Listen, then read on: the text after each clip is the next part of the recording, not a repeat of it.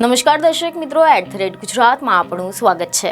એક તરફ તો ગુજરાતમાં જિલ્લા અને શહેર ભાજપ પ્રમુખના નામની કાગડોળે રાહ જોવામાં આવી રહી છે, ત્યાં જ બીજી તરફ સૌથી મહત્વની એવી CR પાટીલના કેન્દ્રીય મંત્રી બન્યા બાદ હવે ભાજપના પ્રદેશ પ્રમુખ કોણ બનશે તેની ચર્ચાઓ ચાલી રહી છે।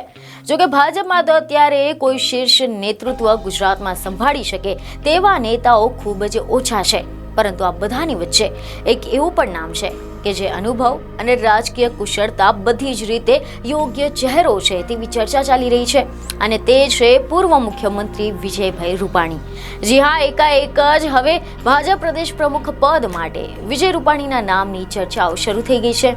તો ચાલો જાણીએ કે કયા કારણોસર વિજય રૂપાણીના નામની ચર્ચાઓ થઈ રહી છે। તો તમે જણાવી દઈએ કે મીડિયા રિપોર્ટ મુજબ એવી માહિતી સામે આવી છે કે વિજય રૂપાણીએ ગુજરાતના મુખ્યમંત્રી તરીકેનો હોદ્દો સંભાળ્યો। આની સાથે જ હાલના સમયમાં પણ ભાજપમાં મજબૂત વ્યક્તિ છે જે સંગઠનનો બહોળો અનુભવ ધરાવે છે, અને એવી ચર્ચાઓ થઈ રહી છે કે પાટીલ બાદ જો કોઈ આ પદ પર આવી શકે તેવી લાયકાત હોય તો હાલ તો સૌરાષ્ટ્રના આ પીઢ નેતા એટલે કે વિજય રૂપાણીમાં સૌથી વધુ છે।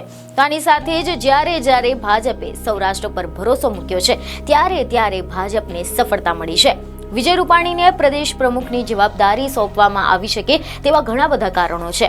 આ સિવાય વિજય રૂપાણી ભાજપના એ પીઢ નેતાઓમાંના એક છે કે જેમની પાસે ભાજપમાં રહીને અલગ અલગ પદ પર કામ કરવાનો બહોળો અનુભવ છે।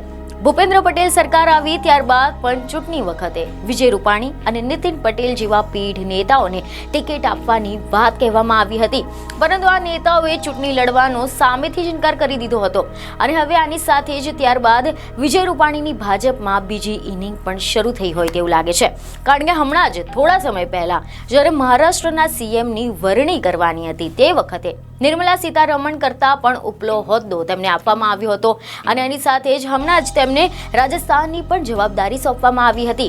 પંજાબના પ્રભારી તરીકે પણ તેમને ખૂબ જ સારી રીતે જવાબદારી સંભાળી છે, ત્યારે તેમના પરથી કહી શકાય કે ભાજપનું હાઈકમાન્ડ રૂપાણી પર ભરોસો કરે છે, અને આના જ કારણે વિજય રૂપાણી પ્રદેશ પ્રમુખ બને તેવી શક્યતાઓ ખૂબ જ પ્રબળ છે તેવી ચર્ચા ચાલી રહી છે।